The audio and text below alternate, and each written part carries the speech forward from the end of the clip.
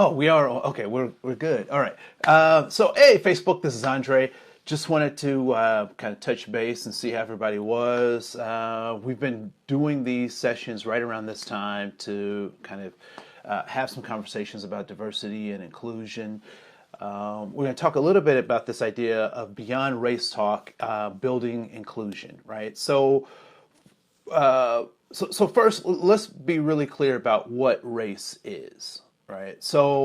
I hear a lot of social justice warriors, and I don't say that mockingly at all. People who are really on the front lines making stuff happen, social justice organizations, really making us think and holding us accountable to things. And I appreciate the work that they're doing. What I have found, though, however, is that there are some ways in which we approach the concepts of race and racism that may not necessarily be as effective as they could be, right? So we know that that context is constantly changing, and so we have to adapt to that context. We know that the meaning of words and how language is used also has to adapt to the changes in our environment, right? So I think we're at a pinnacle point where we need to kind of shift or thrust how we talk about race and racism. And so oftentimes, particularly in social justice circles or diversity and inclusion space, you'll hear people refer to, even in educational spaces, you'll hear people refer to race as a social construct, right? And so I appreciate the intentions of how that concept is being used, which is to recognize that it is not a biological concept, right? So our race is not rooted in biology, and that should be pretty obvious, right? So any racial group can mate with any other racial group and still come out with a human being, right? So at its on prima facie, that is what that intention is. However, what we have to recognize as we're developing in this new context is that the nuance of that statement that race is a social construct has to be examined more closely. And once we examine it more closely, what we come to realize is that race is not limited to being a social construct, but it is actually a governmental tool, right? And I'll come back to how and why that tool is used in just a second. So Andre, when you say it's a governmental tool, what do you mean? So what does it mean to be a tool? Well, first, let's just back up for a second. When we talk about passive voice, the thing about passive voice to recognize is that there typically is not an actor in passive voice, right? So mistakes were made. The cake was eaten. A crime was committed. Those are all passive voice statements that don't indicate who the actor is, and is oftentimes used as a way to shirk or hide the responsibility, to subliminally put the responsibility on the victim, right? So this is how that works out. Like, a child was hit by a car, right? So we know that cars aren't actors in and of themselves. They are not autonomous at this point, right? So there was a person who was driving the car that hit the kid. But the passive voice says we want to take responsibility out of that conversation to try to give you the quick and dirty of the story. But what it actually does is it misdirects responsibility for the actor, right? So a more appropriate thing would be, if we were going to use that as a headline or a story, that a person on their on their cell phone texting hit a kid with their car, right? So that actually shows us who's responsible, right? We oftentimes see this in news stories about crime, particularly crime against women. So we will say that something happened to a woman, but we never say who the actor was that did the thing that happened to a woman, right? So this passive voice. That becomes helpful to those who want to use it that way because responsibility does not have, we don't have to do anything with that, right? So the passive voice is something that we should recognize. So when we say that race is a social construct, we use that passive voice to deny or ignore or sidestep the responsibility for what race ends up meaning, right? So it's not so much that we just recognize races, but races in a particular context mean something to us, right? So we've added meaning to these things that we see. So when we talk about this concept of race, it's important to recognize that race in the United States is very different from race in Canada. So here in Minnesota, we're only separated by a couple of 100 miles, right? So Canada is really close to us. We also must recognize that race in Brazil is very different than the race in the United States and racial categories in Canada. We also must recognize that in South Africa, racial categories are very different than they are in Brazil, in the United States, and in Canada. And if we continue across the Western world, and I want to stick with the Western world for a moment because this is relevant to the Western world, even if we go to Australia, what we find is that the racial categories for human beings is different in Australia than it is in South Africa, than it is in Brazil, than it is in the United States, and certainly different than those in Canada. So, when we say that it's a social construct, that's a shorthand or a limited way of thinking about the complexities and the simplicity hidden in these conversations of race.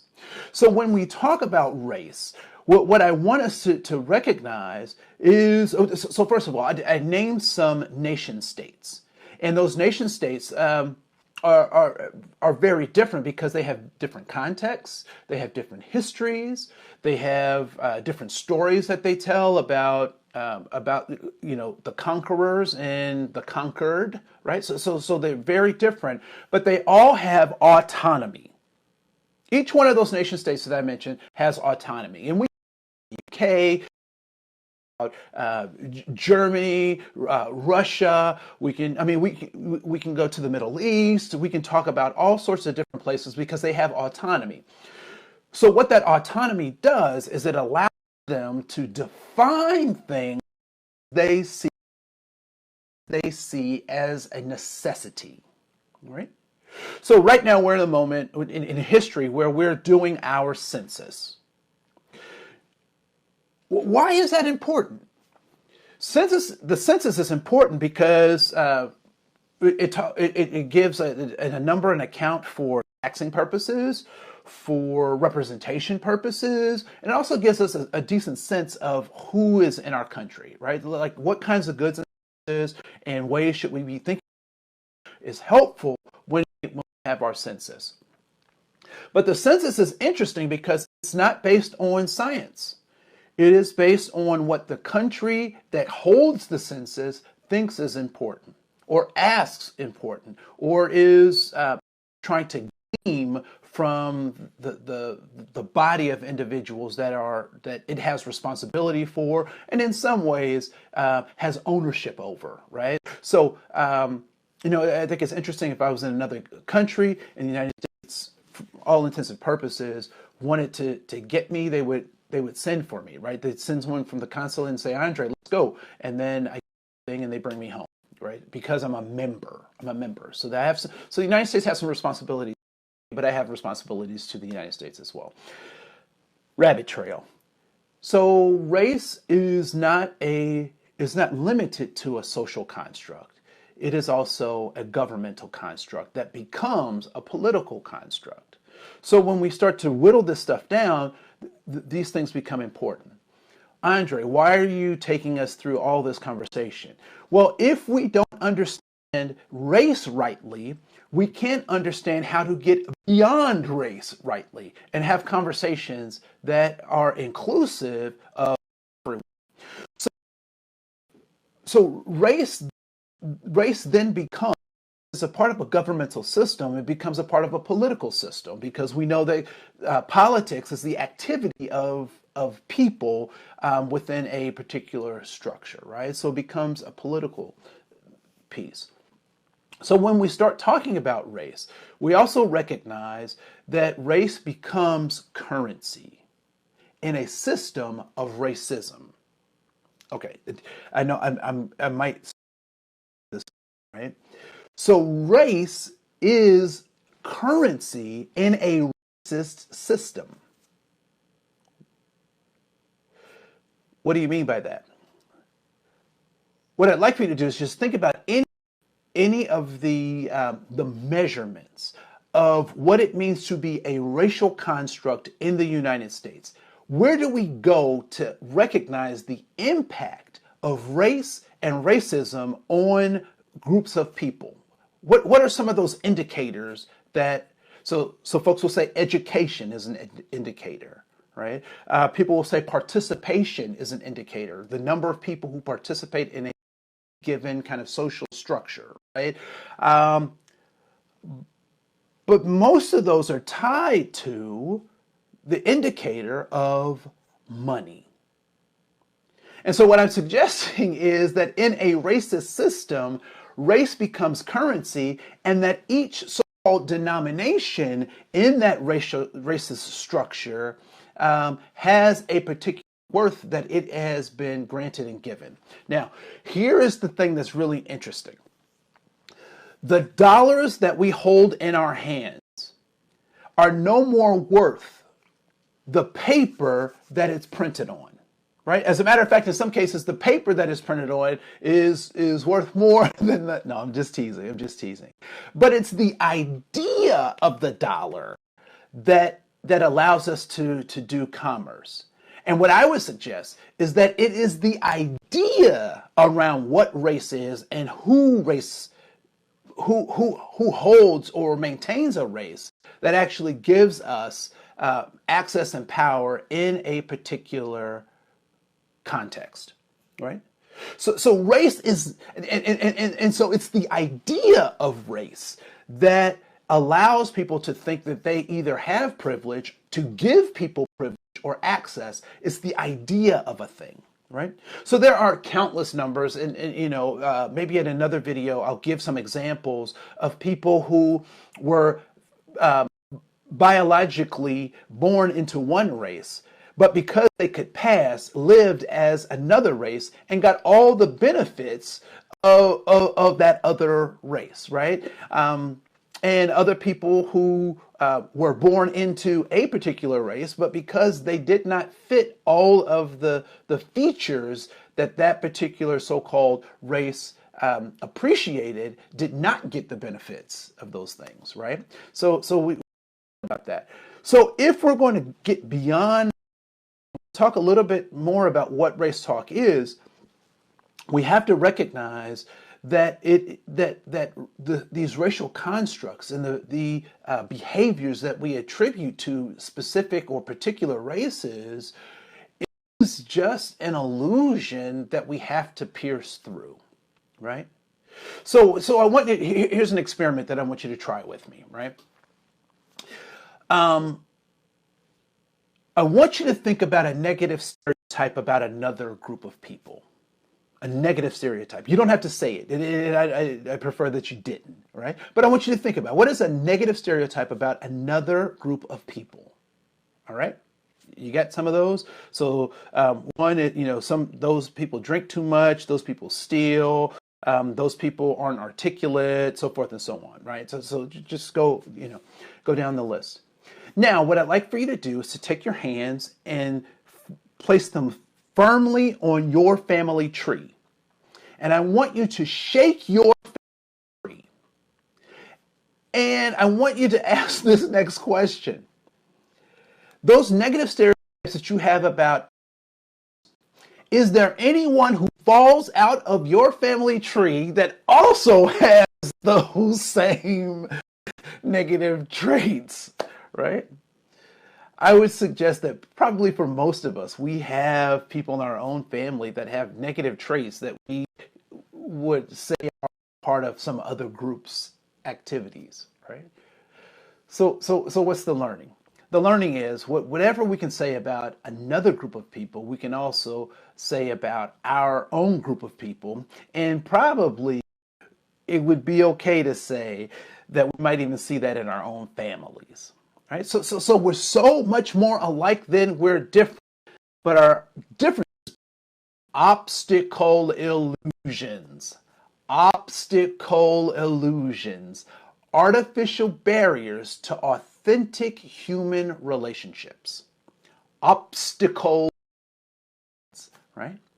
And so how do we get over these illusions? So part of it is we have to recognize that people desire many of the things, right? So we're looking for safety, significance, and belonging. You'll hear, as long as you listen to me, you will hear me say that, right? That we're all looking for safety, significance, and belonging. However, how we get that safety, the meaning of significance and belonging, be very different, right? It may be very different.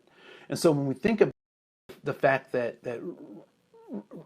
so all tools have purposes, right? All tools have purposes. And you have to recognize what tool goes with which situation, right? That's intelligence. That's when we think about race and we think about racism, we have to ask, well, what is it? And I would suggest that part of this is to keep us confused about how to interact with one another. I would also say that the other purpose is to assure that we can keep a particular line of stories going. That these people do things because it is inherent in their their to do it. And we then start to justify the normal way in which we distribute. We have an excuse for distributing those things the way we do.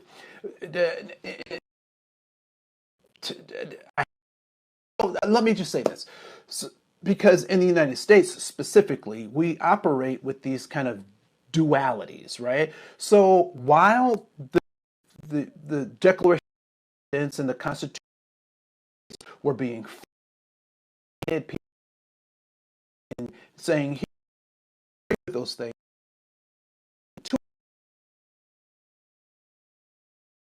life, liberty, while American Indians, Native Americans are not having access. Why Africans are being still kidnapped from Africa, Atlantic slave trade to of foundation of America, and women simultaneously are silenced in a number of different ways, and so we can see the legacies of those things even today. And so when we think we get beyond race talk, it becomes important consideration. I'm not. So that's sometimes I'm not a racist.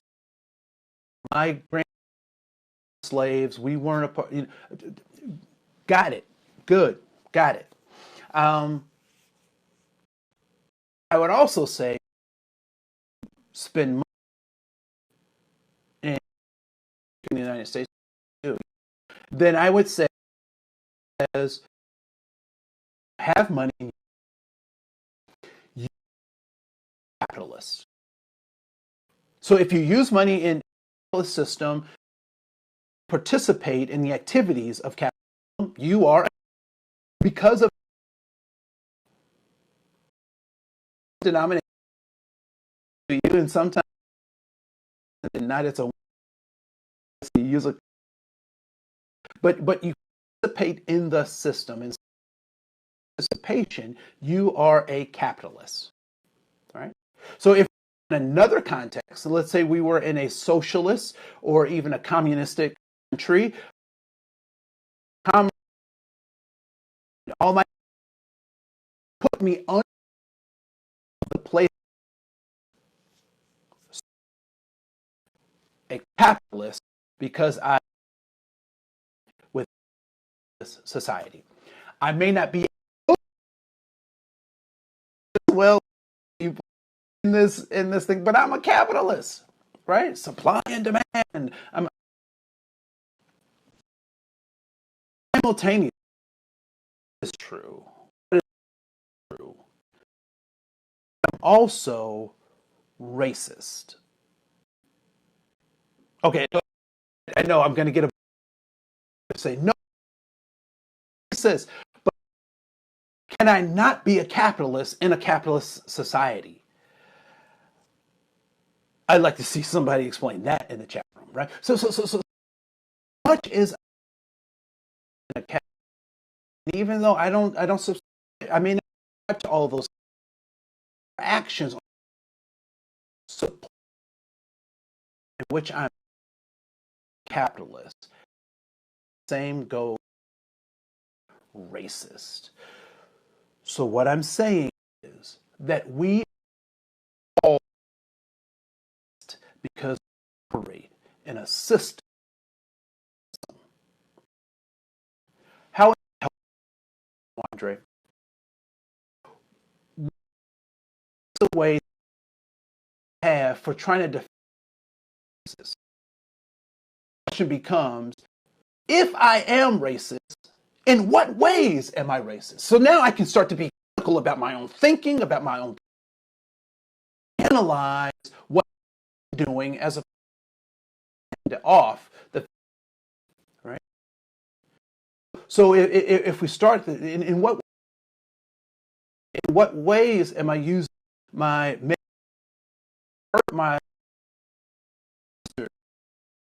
am I using my so-called privilege in ways, but more important, how am I using the system of racism to make sure that other folks are being liberated? How do I use privilege to my system at the same that I want to be? How do I recognition of my part in the system to actually shine a light on the system itself, therefore diminishing the system's lives? And so if we're going to talk about race, how do we go? First, we have to recognize what is a organize people, and oftentimes to so that we can disseminate information, resources, so forth and so on. The other recognize that we're all racist. We all in some way in political system that is steeped in ideologies, right? HR, and you had to just find that. I sometimes find it demeaning because I'm human. I was born in America. Maybe.